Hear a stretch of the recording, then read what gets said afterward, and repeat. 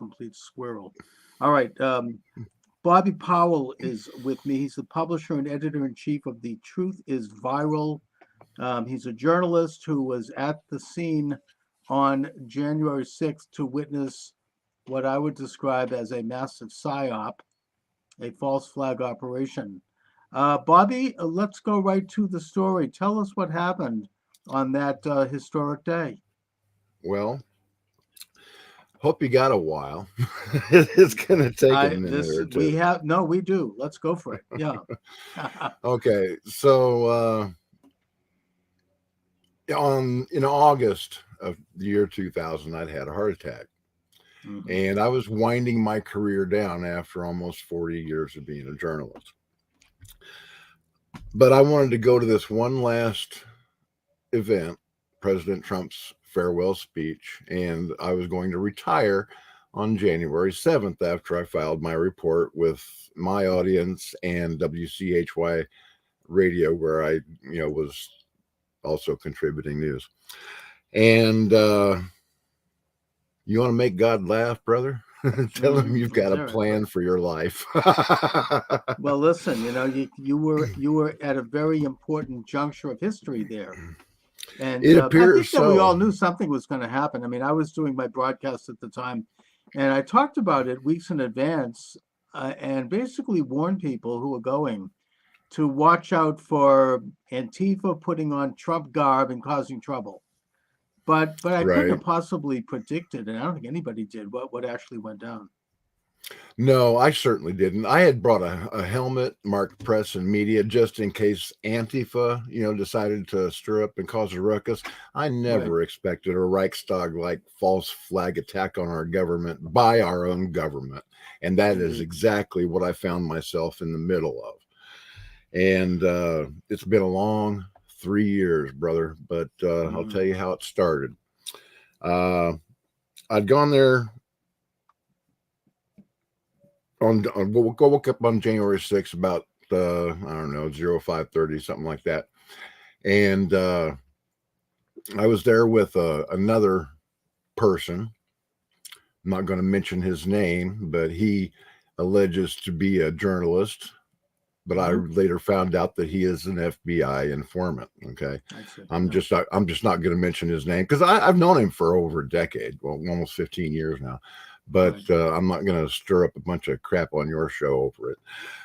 Anyway, we're at the ellipse in between the Washington Monument and the White House, where they have this big screen set up, and the two of us are capturing this basically the same footage. And I tell him, look, you stay here and you can continue to roll on the president's speech. I'm going to go down to the Capitol early because I want to get video of 750,000 people walking straight at me. Right. So that's what I did. My fiance and I started walking towards the Capitol, and she was complaining along the way that her leg was hurting, and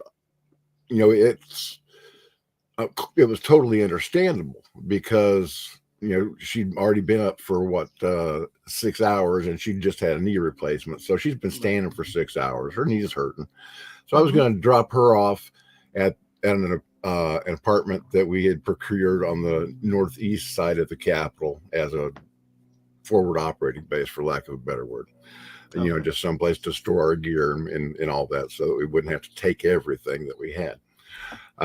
So we start getting to the Capitol, and on the west side, we're already seeing a ruckus going on. Okay, there's explosions going off and whatnot, and learn later that these are from flashbangs and all that stuff. So I'd say let's avoid this.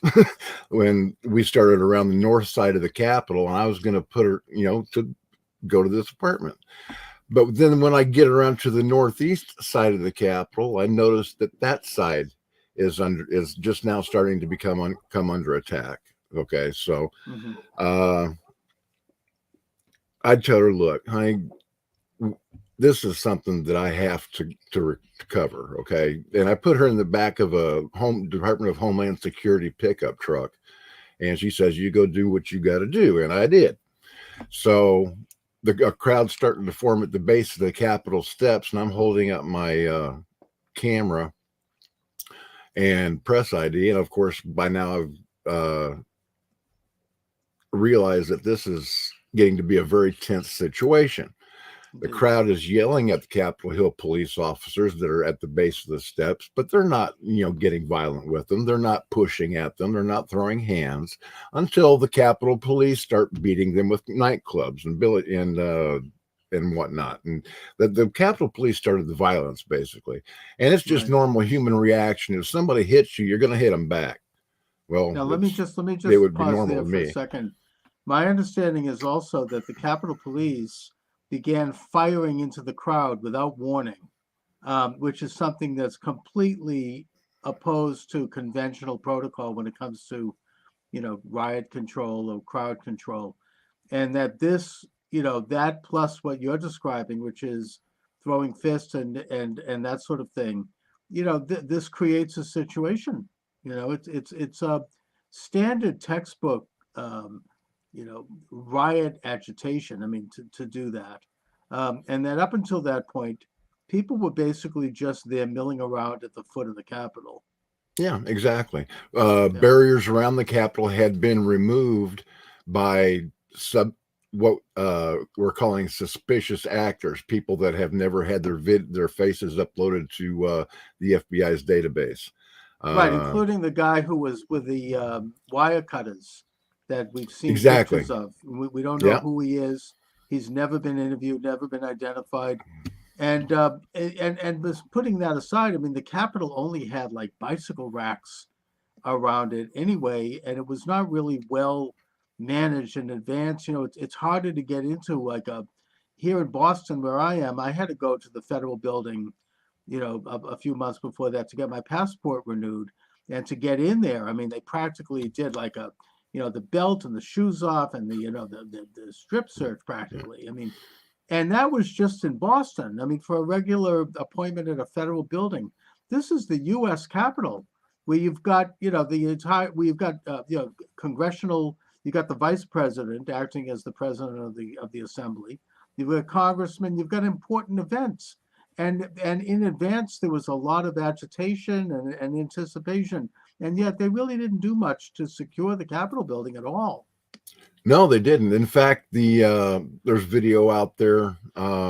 It's been exposed by I believe his name's Will Johnson. He goes by the handle Free State Will on X or used to be Twitter, and he's exposed police body cameras of how the cops saying that they were purposely set up to fail, that they were undermanned, understaffed, they didn't have the equipment that they needed. They were called for reinforcements that never came.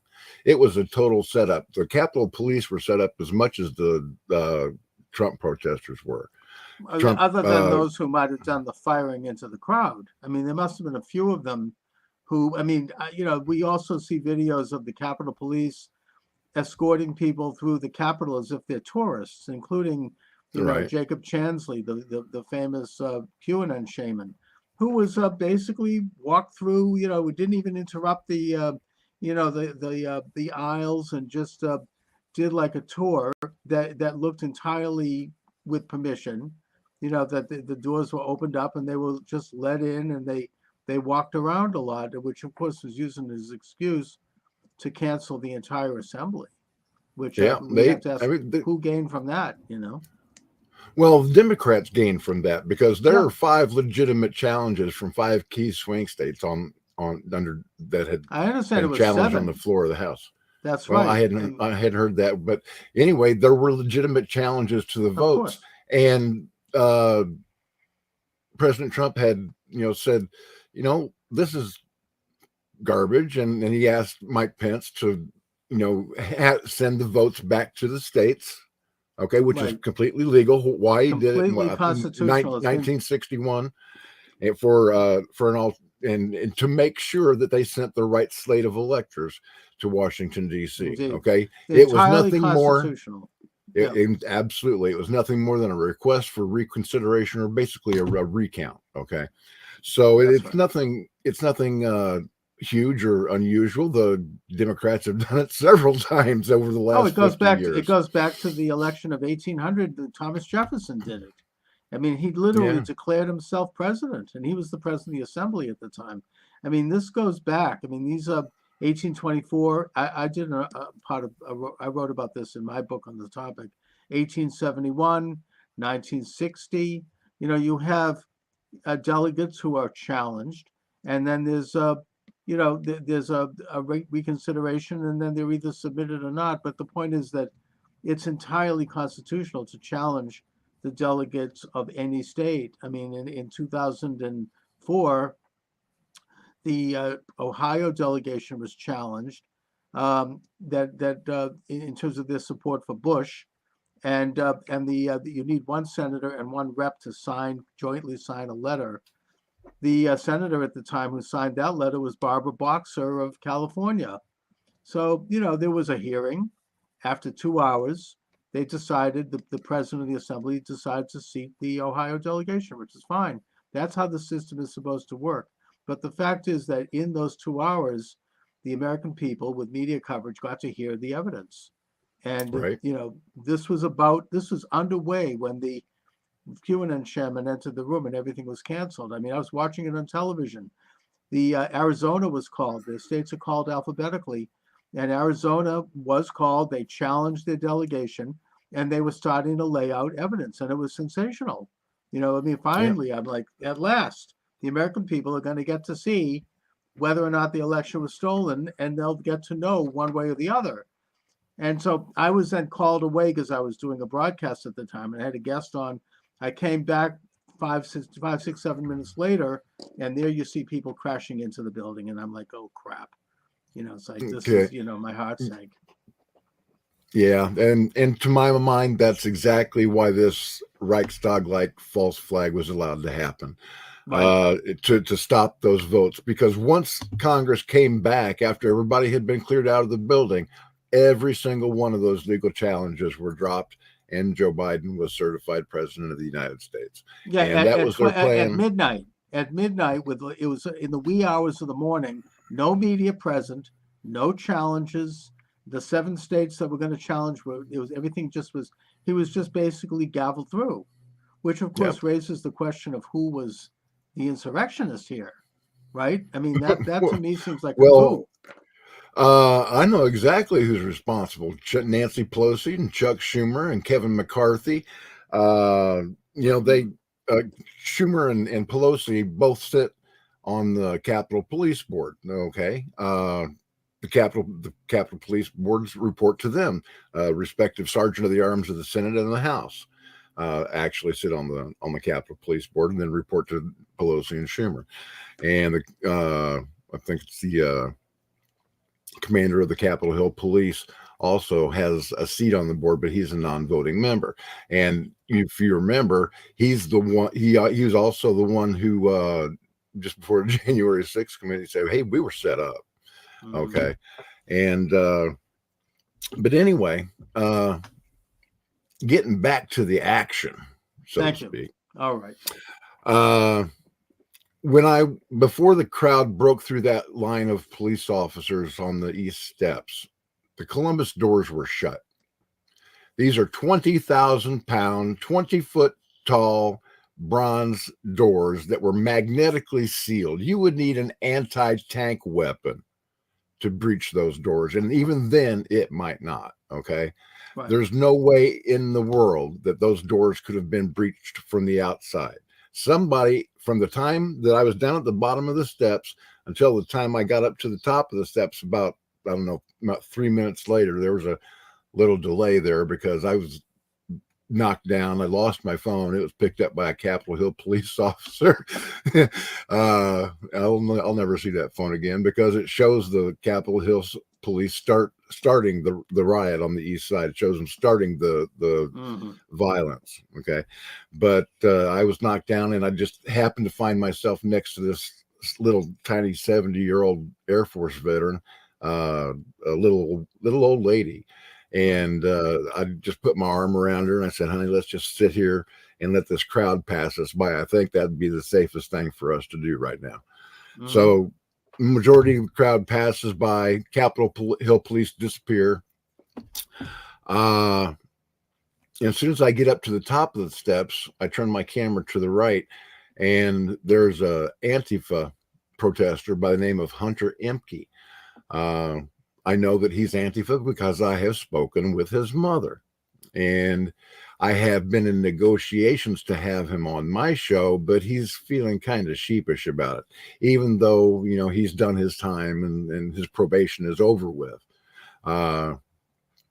Anyway, Hunter Emke originally broke this window. He was arrested by Capitol Hill police, and they took his driver's license and sent him home. A week later, he was arrested in California, where he lives, and was sent home on an ankle monitor where he could eat Hot Pockets and play video games for a year while awaiting trial. And he eventually was he was wearing found a Trump guilty. hat at the time, or? Oh no, he was all dressed. He was all dressed in black. Oh, he was. Let me see something. Charles, do you have the ability to show videos Yes. on your? Yeah, if you put it up, I can. Yep. Okay, I'm going to send you the link to a little. Just put it in the box there, and then I can just click on it. Okay, gotcha.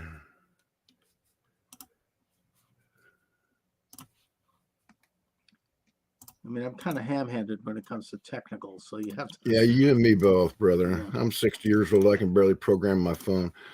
Okay, so this is a in the chat box there. That's a little compilation I put up for Diamond and Silk. Go ahead and roll it to.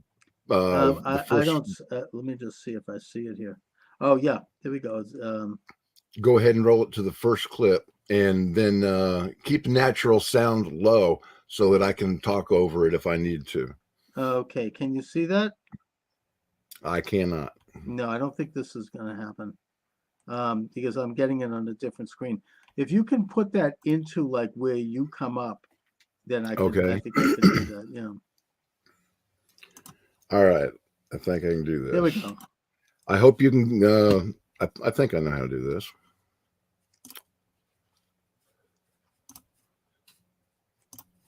Okay. I'm getting the sound.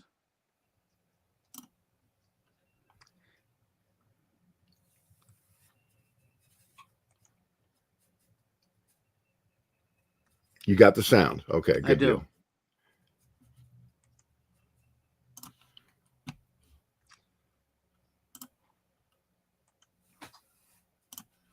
Okay.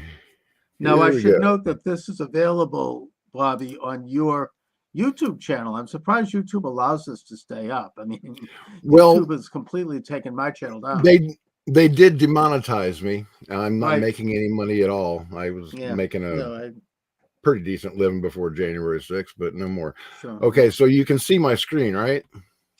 Oh, there we go. Okay. Yes. I do see it now. This man right here is a federal agent. Okay. I know who he is. I'm not going to spill the beans just yet because he's being hunted. But this is right before Hunter Emke breaks this window. I'll go ahead and roll this. Okay.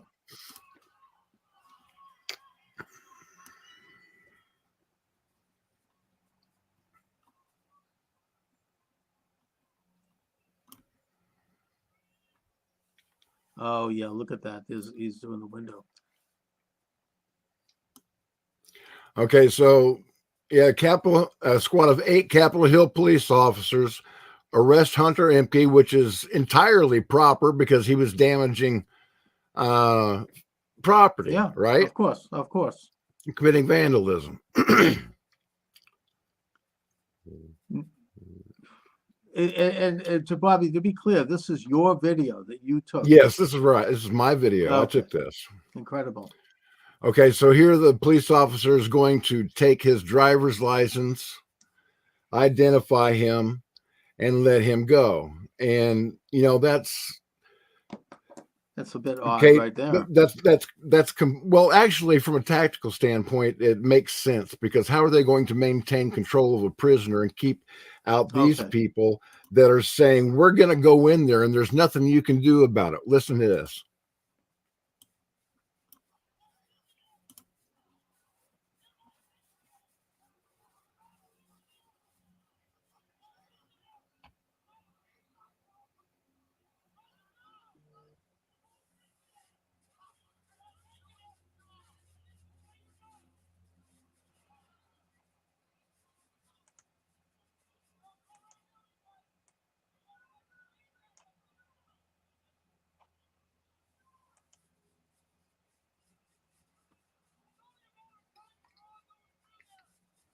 Okay, now did you hear that, Charles? It's only a matter of time before we're all going through there.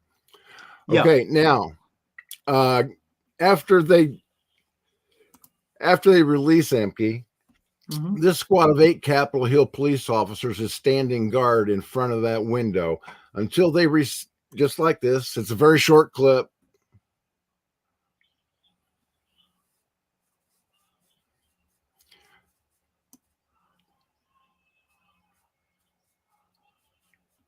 Okay, now you can hear their radio traffic, right? Right. Okay. Yep. Hmm. Now it's at this point that I walk up to the officer that has the white mask on because they Right. had just received a transmission. How many defenders do you have at that window? And the squad commander replied 8.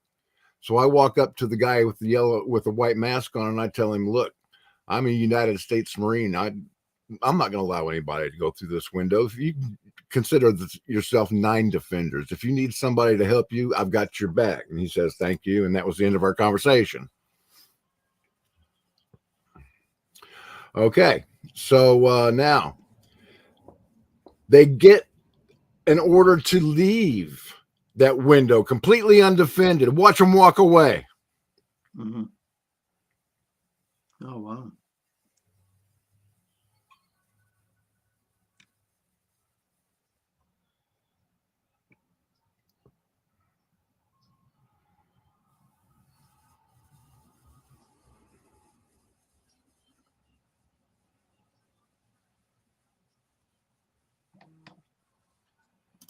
That right there is a Capitol Hill police officer. I never did Hmm. see him do anything but observe. I But see. in 90 seconds, matter of fact, I'm just going to scrub up because it's really not much. Okay, now I didn't know what had caused all this ruckus. I didn't know how it was going to end, but I did know that I wanted to take home a souvenir. So I turned around. I turned around and started picking up pieces of glass. Hmm. And then this fella comes up next to me, and he starts pulling out the window. And it was that fellow that I pointed out at the very beginning was a federal Hmm. agent. Right. And I said, because that would probably be illegal. But watch this now. This is 90 seconds after those Capitol Hill police officers walked away. Okay.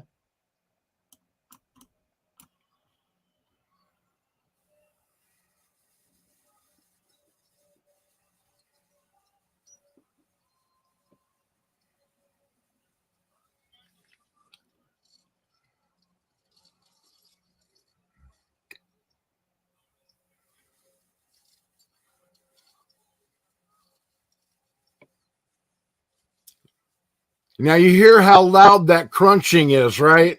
Yep. I just have to turn around and capture this. Oh, man. That man right there is a GS rated FBI agent. I know his identity. I know exactly where he is. That man is in trouble. I think so. So, but he didn't realize that my camera was on him at this point. Okay. Hmm. Yep. So when people start rushing in there, like this next fellow that you're going to see come into the frame, his name is Gavin Kroll. He actually reached out to me, and we had a little interview, and he told me what this undercover agent, who's been dubbed Capital Glass Man, Hmm. said to him. Now watch this.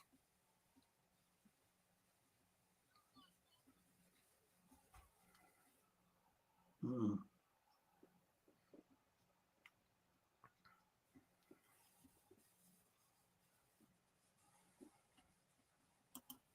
Okay, now on that interview, during that interview, Gavin Kroll told me that he was an anarchist.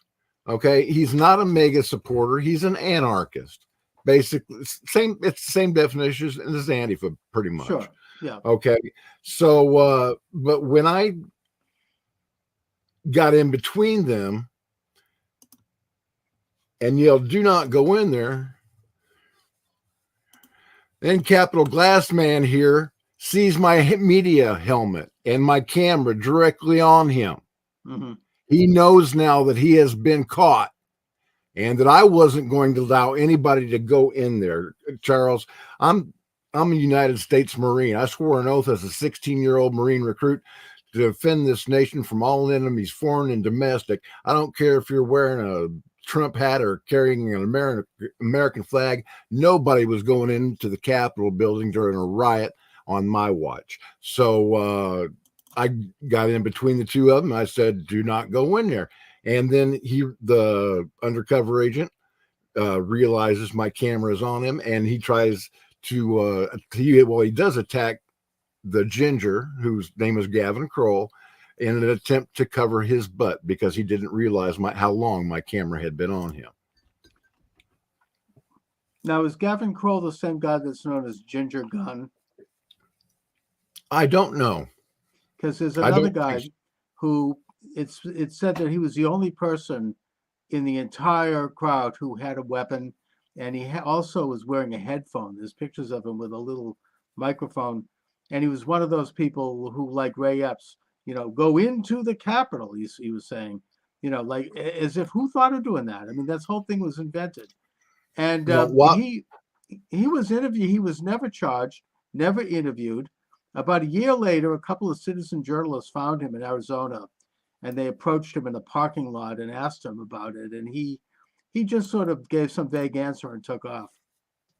Yeah, no, that's not the same guy. Okay. But when I was in Washington, D.C., testifying in the trial of the United States versus Nancy Barron, I did come across video of Gavin Kroll down at the base of the steps tearing away barricades. So he was definitely not a good guy, right? Not at all in any way, shape, or form. And he's also a registered child molester. So there's that. But I didn't know that at the time that I interviewed him. But, it is what it is. Okay, now at this point, the action, I'd been defending that window for a good 10, 15 minutes. Right. And people realized that they weren't going to get inside. Okay, they just weren't going to get past me. So the action moves over to the Columbus doors. Now these doors had been shut just a few minutes before, and there's a man. You can't see him in this frame, but just to the left of the woman wearing a Trump hat, there's a man in desert camouflage gear that's holding the Columbus doors open with a pole and pushing people inside. Now watch the forward motion of my camera as he tries to push me inside. Okay. Right here. Okay. Do you see that? Yeah. Yep. Okay, but fortunately for me, a little God bless America moment, I got a face full of mace and tear gas, which forced the whole crowd out, me included, and my camera swings around just in the nick of time to catch this guy, the front part of his his profile, I guess, if you want to call it that. And you can see down at the bottom, he's holding open the Columbus doors open with a thick wooden dowel. Okay. Yep. Okay, now there's a reverse angle of this guy who has no audio in it from a journalist by the name of Paul Mulholland, is licensed to Ford Fisher News to Share, gets really up close to this guy. It's at the same time. This is right after I've been maced. I'm out of the picture over to the right now. Okay. So this guy here, you can see very clearly he's holding the Columbus doors open with that stick. Right. He's got radio gear on his head. He's wearing a Shamaga, which is a preferred neck covering of special forces all over the Middle East. So my favorite part of this is coming up in just a second, because he's going to drop that pole and reach down to pick it back up again. And when he does, he gets maced in the face. He gets one of those pepper balls right in his face, and that puts him out of action, and he's never seen again. Unfortunately, there was no sound. Paul Mulholland had his here it comes. He had his boom right in the face. Oh I man, hope yeah. it hurt. Oh boy. And Okay, you can see so how powerful those doors are. Let me just mention as a little program note here that if you're watching this, you're watching it. But if you are listening to this on my Apple and podcast, you want to see these visuals, which are really stunning, go to the Rumble station of Charles Moscowitz Live, and you'll see all of this, the visual from Bobby Powell's recording of those events. Did you see any of the so-called scaffolding guys with the bullhorns saying "Go into the no, Capitol"? no, not I at mean, all. that's We been packed. reported by Darren Beatty over Yeah, at he's done a really good job over at Revolver, and I Julie have Kelly also. I have no personal knowledge of Oh, what okay. happened over on the west side at all because my fiance and I completely bypassed it. So Understood. I other than videos that I've seen taken by other people, I have no knowledge of the west side at all because I was on the east You side. didn't I capture can't Ray be. Epps? Did you capture Ray Epps in any of your No, videos? no, I did not. Did The not. most Did not. notorious of all, he arrives the day before with his son from Arizona. Nobody knows who he is. He has the son video him on YouTube, which was seen virally, saying, "You got to go into the Capitol." Nobody had ever heard of this. And people were starting Right. yelling at him, "Fed, Fed, Fed, Fed, Fed." And he just continued onward, completely unfazed. Then on the day of the incursion, he's seen there whispering in someone's ear at the bicycle gates and then holding onto that big flag, and then they pushed their way into the Capitol. And yet he was never questioned, he was never arrested. He was glorified by the New York Times, who said, "Oh, he's a victim of conspiracy theories." Finally, he's been convicted 3 years later, and he's given a slap on the wrist. No jail time. And this is one of the ringleaders. I think that some of the other ringleaders who might have been equally compromised. Let's just put it that way. There's just something very strange about how they all seem to get off. Meanwhile, you have a guy like Enrico Tarrio, the head of the Proud Boys, who wasn't even in Washington, D.C. that day, serving a 22-year prison sentence, basically for expressing dissenting opinions. Yeah. Well, Enrique Tarrio made a deal with the devil. Okay, The sentence is excessive, I grant you. But right. he made a deal with the devil way back in 2012 when he himself was an undercover informant for the Federal Bureau of Investigation. Okay, Okay. and once they get you under their thumb, like with this other quote unquote reporter that I went to Washington D.C. with, who had once threatened to shoot Hillary Clinton, I believe that's when they got him under their thumb. I see. I can't prove it, but I do know now, after the events of January 6th, that he is a undercover federal informant, and his job is to gin people up, get them really angry, so that they go to these events and and some of them they come armed, like the Bundy Ranch or Malheur National Wildlife Refuge, and he encourages them to do these crazy and outlandish things. And so, anyway, it doesn't make any difference. But there are feds everywhere. This Patriot Front thing, total Fed maneuver. Okay, no real patriot is going to cover their faces. The only people that put Oh, masks that over yeah, their you're talking about faces, these guys now who are out there. That's so obvious. I mean, yeah, first of the all, only people, they look like they just got out of the Marine Academy. I mean, they're totally yeah, they do. right. I mean, with the crew cuts and the button-down shirts, they're completely buff. You're not going to see. I mean, if you're going to see Patriots, you're going to see a couple of fat guys. I mean, Oh now yeah, they're totally right. I mean, they look like they just got back from active duty. I mean, and they all have their faces covered, which is not the kind yeah. of thing a Trump supporter would No, do. I mean, the only why would they people do that that? Are have they their afraid of faces, COVID? I mean, they're the only, outside. the only people that wear faces or wear face coverings are those that are ashamed of what they're doing. Exactly. Terrorists, Black Lives Matter, crooks, whatever. I don't think Okay. anybody's buying into that, though. I mean, didn't a couple of people the last time they were out, they pulled the face off, and we saw who they were. So I just Yeah. don't think even the media now, that's fallen flat. Nobody's buying it. That's like Well, it's obvious.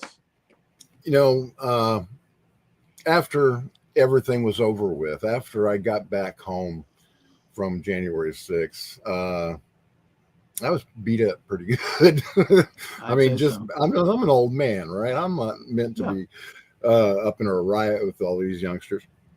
But anyway, I wrapped all my footage up in a nice little package and I sent it to the FBI on January 15th. I called National Criminal Investigative Services, and Navy's uh, uh, investigative arm. I called the Secret Service. I called the Department of Homeland Security. I called the FBI. And later that day, they had, I think he said he was from DHS. And I gave him all the information that I had. I sent him all my video. Well, a 29-minute package. I didn't send it all to him. That would have been terabytes worth of the action on the east side. All of the relevant video they had. Okay. Mm-hmm. So that was on January 15th. As of today, I have volunteered to come in and give the FBI all of my video from the 5th, 6th, and 7th 7 times, and each offer has been refused. So FBI didn't want to have any part of me, and about 3 months into this thing, I filed my first complaint with the FBI's Office of Inspector General. That was never answered. So I filed a complaint with the Inspector General of the Department of Justice. That was never answered. Okay. A year goes by. I repeat the process. Another complaint to the Office of Professional Responsibility at the FBI. Another complaint to the DOJIG. So, they just don't want to have any part of it. But I kind of had to shove it down their throats when I was called as a witness in 2 January 6 trials last fall. Okay. First one was United States versus Nancy Barron. Nancy was charged with the 4 standard misdemeanors of entering the Capitol, picketing, parading, and all this stupid garbage.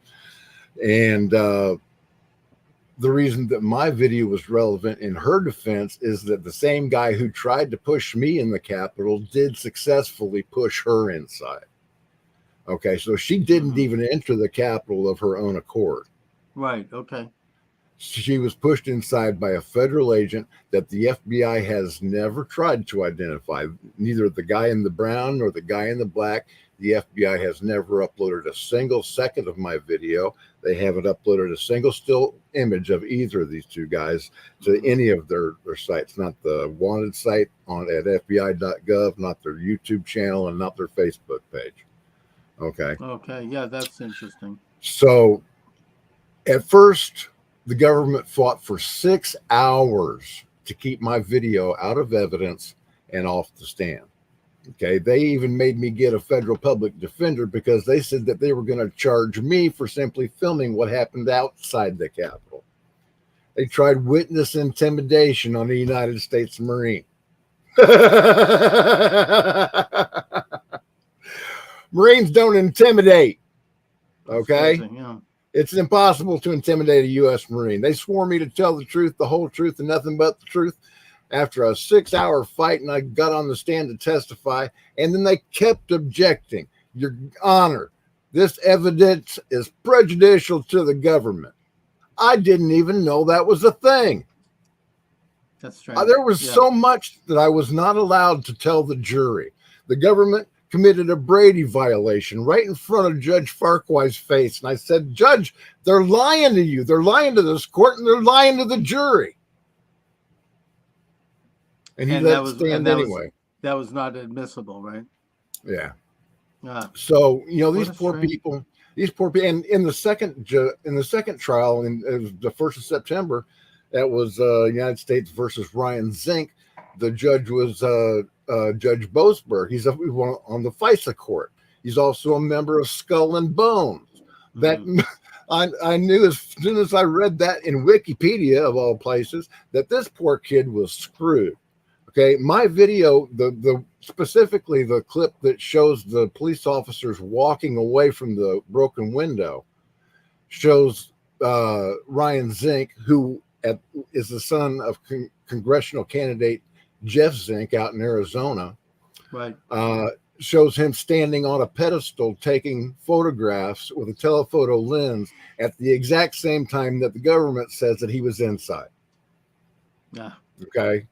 So that part of the video wasn't allowed in. I wasn't allowed to say the words Antifa. I wasn't allowed to say undercover federal agent. I wasn't allowed to say how many times I had offered the video to the FBI. I wasn't allowed to recount the video traffic that I heard with my own ear that ordered those police officers to walk away from that broken window and leave it completely undefended. The government says, Your Honor, that's hearsay. I said, yeah, I heard it, and now I'm saying it. That's not the meaning of hearsay. Okay, hearsay is when you hear something from a second person. I heard this myself personally. Okay, but the judge still upheld that objection. Okay, so there's no justice in a D.C. court. The only not guilty verdicts that have been issued in any January 6th case have come from a bench trial where there are no prejudiced jurors. Right. I mean, it's very corrupt. I mean, that's why they've charged President Trump in the D.C. courts. I mean, they're trying to say, well, he did something criminal by questioning the efficacy of the election, which, of course, is his job as the elected president. You should always question elections. I mean, that's what do they think? You know, it's and yet they could get away with that in D.C. I mean, the juries are so corrupt and so, ideologically besotted that that they just they don't see anything other than this bizarre and inexplicable Trump derangement. Yeah, and And and meanwhile, I can understand it coming. 200 men are in prison now for this, right? Yeah, I can understand that kind of ignorance coming from the general population. Okay, but when that kind of willful ignorance comes from our elected officials, people that are college educated, people who know the law, okay, they're hiding something. Oh, clearly. I mean, and meanwhile, you've got over 200 men in prison, many of whom haven't faced charges yet, some of whom have been tortured. They've been put in solitary confinement. They're not getting their proper medication. I mean, this is like, this is like the basement of the Lubyanka prison in the Soviet Union. This is like a concentration camp. You're stealing my thunder. That's what I say every time. They're being physically and medically abused and psychologically tortured to the point where 4 of them have committed suicide. Matthew DePerna was all set to plead guilty. Well, matter of fact, he did plead guilty, and then after he pled guilty, the government wanted to tack on a 20-year terrorism enhancement charge. Then he hung himself. Okay, it's horrible. And that wasn't the only one. Yeah. No, he's not. There were 3 others so far. I'm ashamed that I can't rattle their names off my head at the moment, but I'm just so doggone angry, and there's so much going on up in here. And anyway. And even in a worst case scenario, the worst crime that any of them did was trespassing and maybe some vandalism, you could say. I mean, some damaging of federal property. I mean, which is a misdemeanor, and which is these are men who had never been charged with a crime. And yet they're doing long sentences. I mean, it's so, un-American, and it basically underlies the fact that this government right now, this regime is not legitimate. They wouldn't need to do this. They're frightening the rest of us. They took Owen Schroyer. He was a reporter for for InfoWars, and he did like I think a 3-month prison sentence just for being on the lawn and telling people not to go into the Capitol. And most of that prison sentence was spent in solitary confinement. Exactly. And this is meant to intimidate people. It scares the rest of us in terms of questioning this election. You don't want to have that happen. When you see that kind of thing happen, it has an effect psychologically. It scares people. They don't want to, they're afraid their name is going to end up on an FBI list or something, and they're going to get that knock on the door. Yeah, well, I thank God that He chose to have me enter the Marine Corps so that I could have my fear module removed. Mm. I've you're not going to believe this, okay? But it's true. Yeah. It was October of the end of October 2011 when I appeared on Greg Kelly's show on Newsmax and showed this footage for the very first time on Newsmax. Okay. Mm-hmm.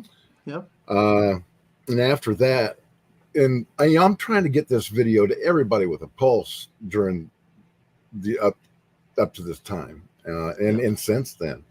But I had a friend. Again, air quotes the word friend. His name's Congressman Kerry Bentivolio. He was a United States congressman representing Bay City in Michigan. And I got into a conversation with him on Facebook. How can I get my video directly to President Trump? Because you can imagine that a United States congressman would have a heck of a lot more phone numbers in his phone book of influential people than I would, right?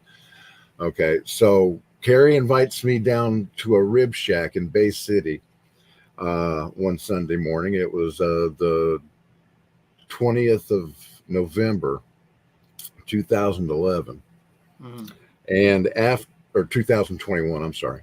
Right. And after, initial pleasantries are over with, how's the wife and kids, how was church and all this stuff, we get our food and Kerry says, Bobby, what would it take to get you to stop talking about that video that you shot in Washington, D.C.? And I said, well, why would I do that, Kerry? And he said, because Ron Weiser wants you to. You know who he is, right? I said, well, of course I know who he is. He's the chairman of the Michigan Republican Party. Why in the world would he want me to stop showing my video that absolutely proves that there were federal agents and not MAGA supporters at the forefront of the violence on January 6th? He didn't answer my question, Congressman Bentivolio. He didn't answer. He just came back with the words, how about $100,000? I said, what? You've got to be kidding me. You're pulling my leg, right? He says, no, I'm absolutely serious. How about $200,000? Would that be enough to get you to stop talking about January 6th? Mm-hmm. Okay, now at this point, I realize that my friend is actually offering me a bribe to suppress this evidence. Right. So I told him, look, Kerry, you can go back and you can tell Ron Weiser that if he wants me to shut up about this video, he's going to have to kill me. Okay, he doesn't have enough money to buy my honor or my silence. Period. Mm-hmm. 6 weeks later, I'm giving a speech for Jeremy Brown, the Green Beret that was arrested for his activities at the Capitol as an oath keeper. Mm-hmm. This is on the anniversary of January 6th. I'm showing my video. I've got my truck and a huge portable television screen and a projector showing the same video that everybody else just saw to the crowd at this January 6th vigil for Jeremy Brown outside the Pinellas County Courthouse. And just as I end, Pinellas County deputies arrest an Antifa man by the name of Garrett James Smith with a pipe bomb just before he threw it. Okay, Pinellas County deputies arrested Garrett James Smith. Now, this is 6 weeks after a United States congressman threatens my life. Right. It's not a coincidence. I don't believe in coincidences. No. And also, by the way, Jeremy Brown was approached by the FBI to be an informant. And the reason they threw the book at him was because he said no to that. And he published that recording of them asking him to be an informant. That's right. You can see that. You can see that. I mean, that was on. You could see them right on his front step. Here's a man who's had a fantastic record as a Marine.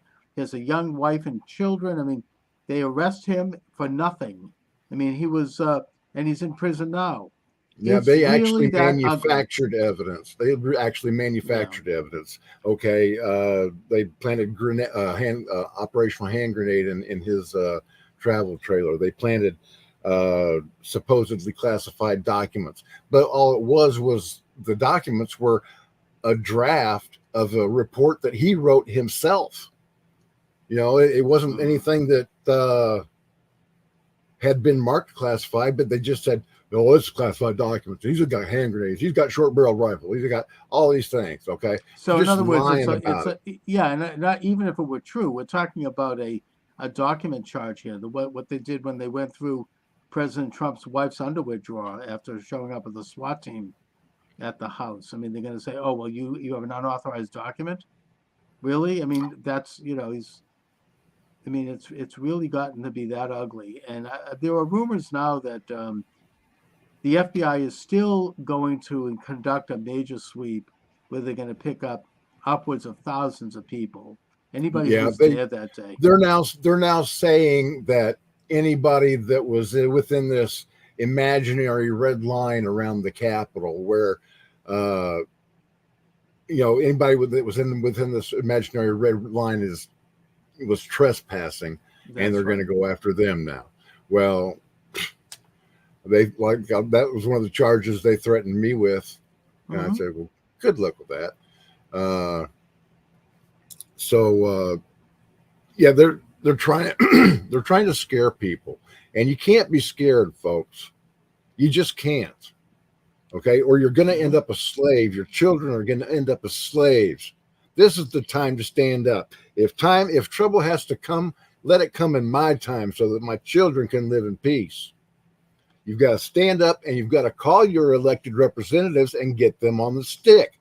I have handed this video to no less than 21 members of Congress. 4 of them sit on the Weaponization Committee: Greg Steube, Matt Gaetz, Thomas Massey, and Jim Jordan. I first gave this video to Matt Gaetz at a Trump rally on July 3rd, 2021. Mhm. That's come up on, and I handed it to Lauren Boebert at the same rally. And I Mhm. also handed it to Michigan or Florida GOP chair Christian M. Ziegler, who's now disgraced because he's a doggone sexual pervert. And he just recently was replaced as the Florida GOP chair, because it turns out that he and his wife Bridget like to have sex with random people, and it's just not the kind of thing that we need in the Republican Party. And he was accused of assaulting this one woman too. So Christian M. Ziegler's history, and so anyway, I handed it to Clay Higgins. September 9th, 2023, when I was testifying in one of the trials. So he has it. He Yep. knows about it. But one of the worst examples of a politician sitting on ass and not doing a damn thing is Josh Hawley of Missouri. I got in touch with Josh Hawley on through his press office, a man by the name of Ben Grunder, one of his aides, on March 3rd, 2021. Okay. I handed Senator Hawley a second copy, okay, at CPAC 22 in Orlando on February 24th, 2022. Yeah. He's had Christopher Wray in front of him lying at least 3 times that there were no federal agents mixed in with the crowd, and he's let him get away with it. Well, I guess that, Bobby, I mean, I have to ask you, I mean, your opinion on this, because here we have pretty solid conservative, patriotic elected politicians, senators and representatives that often are on the right side of issues. What are they so afraid of on this issue? I mean, what the hell is going on here? Well, you've heard of the recent activities in a certain Senate office room, okay? Sexual activities where, so there's right? blackmail then. There's blackmail involved. Madison Cawthorn, former Yes, he's representative talked from about North this. Carolina, was Yep. describing orgies and whatnot. Okay. And now this is the funny part. After I refused to take that $200,000 bribe from Bentivolio, he said, "Well, how would you like to make some real legitimate cash? You could write my autobiography." So I said, sure, why not? And I recorded hours and hours of him telling me the deepest, darkest secrets of Washington, D.C., Uh-huh. including these gay Roman orgies that these senators and congressmen attend. So, yeah, it's a real thing. And they use it for blackmail. This whole thing's Hmm. tied into with the basest instincts of human beings, whether it's gold, whether it's sex, or, Yeah, I whatever, understand. I mean, bribes. by the way, are you going You to know, publish that biography? Are you going to publish that book? No, I don't I did it. We really never got to even finish it because Okay. the guy came to kill me beforehand. I said, okay, well, look, okay, I'm not going to have this. I'm just going to dump everything I've got right now, and that includes exposing my conversation with Congressman Bentivolio about the bribery attempt because they could try again. I want I the truth understand. out No, look there. at. I mean, I hope that you could do like what Whittaker Chambers did when he exposed the communist underbelly in Washington. He had his documents, his proof, his microfilm, and his everything. He kept it in what he had it hiding in a pumpkin or something when they were investigating. And but the point is that that was his safety. The fact that he was holding on to that prevented them from killing him because they knew that if they did, that would be made public. He had people, had several people Yeah, that were, you and know what I mean? yeah, It's kind of like a little that's kind of insurance policy.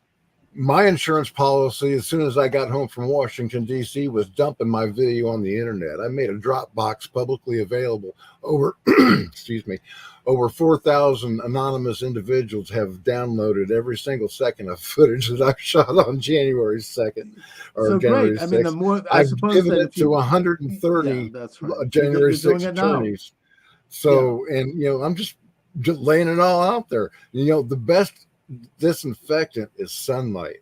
exactly. Just a doggone truth. So let's lay it out there. Let's throw the cards where they may lay. And in the meantime, we have to pressure our elected representatives, our senators, and our representatives. Barry Loudermilk, the GOP oversight chair, just took possession of my video the other day. He was only too happy to get it. He hadn't seen it before. Okay.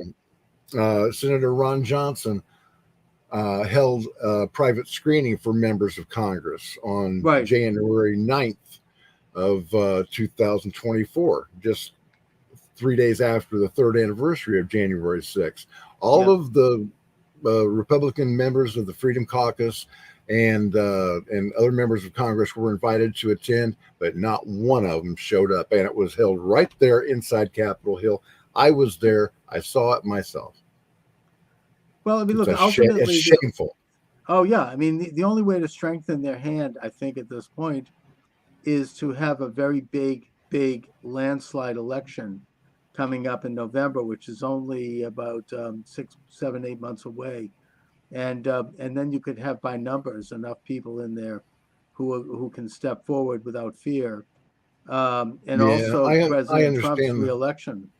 President I Trump has understand. gone on the record as saying that he's going to pardon, most, if not all, of the people that are now being held in the DC Gulag.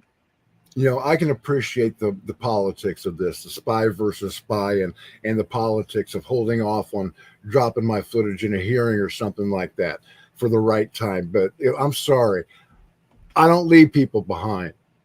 We have patriots, innocent patriots, sitting in a literal Russian gulag right now in Washington, D.C., and other federal institutions across this nation. They're being mistreated. Okay. We Right. went through this in Vietnam. We We did. left people there, and it was wrong. Okay. And Don't it's very, ask me to play politics with people's lives. I'm not going to do it. and Anybody you know that does, something, I have no respect for them whatsoever. it reminds me of also the Hanoi Hilton, speaking of Vietnam, where, they're being told, well, if you only come out and denounce Trump, or you show evidence of Trump Yep. or something, then we're going to let you off. And so it's like in the Hanoi Hilton when the Vietnamese would trot out some poor soldier, and he would read off of a piece of paper that, oh, they're treating me well here, and blah blah blah. Because if you don't, I mean, you're going to deal with unspeakable torture. I mean, it's really gotten that bad. in our system now. It's that corrupt. It's that rotten. And all we can do, you and I can do, is try to shine a light on it, which is what we're doing here. But it does seem that no one in positions of authority are going to step up. It really does. And you're probably right, Bobby. Blackmail, cowardice. It's really disgusting. Yeah, well, that's on them. I have done everything humanly You did. possible. I've had 6 heart attacks since January 6th. I keep on getting knocked down and getting back up on my feet because there are people depending on me. Okay, I'm Indeed. taking it personally because I know that they're lying. I know what kind of treatment these political prisoners are receiving, and I know that the people that have the power to change this, to bring this truth to light, and to get these prisoners free are keeping their mouths shut because it's politically expedient for them. I've had enough of it, and I'm going to drag them through the damn mud until they open their filthy sewers and start talking the truth. Bobby, what can people do to help? Well, you can go to bobbypowell.substack.com and subscribe. Subscriptions are free. I have never charged a single dime for the information that I put out there. I have it listed here, by the way. Yeah. I have been demonetized, though, by every single platform there is. Facebook considers me a dangerous individual or organization. Twitter banned my last account when I sent this video to the Capitol Hill Police asking who these men are. 5 minutes after I sent the Capitol Hill Police the video, Twitter X'd my account. And so I made a new one. It's called @LivesObi, LIVES OBI. It's supposed to be Obi-Wan Lives, but they truncated it and reversed it. But you can go there. They algorithm it. My account was algorithm starting in 2018 when all this started, and then briefly when Elon Musk took over, I got a surge of subscribers, but that didn't last. It's kind of back under the algorithm. It was a brief thing. I think that Musk put someone in charge over there who's part of the the deep state. I'm experiencing the same thing.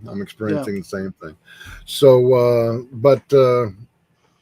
I've spent my life savings over $100,000. Once I was demonetized, I had to sell my house because I couldn't afford the payments anymore, and didn't want the bank to just take it and I get nothing. So I took my equity out, sold it, and I bought a fifth wheel. And I've been traveling around the country, showing my video to every conservative club that will have me, and going to these large events like CPAC and Clay Clark's Reawaken Tour, setting up booths, handing out the video and all of my information to anyone that wants it.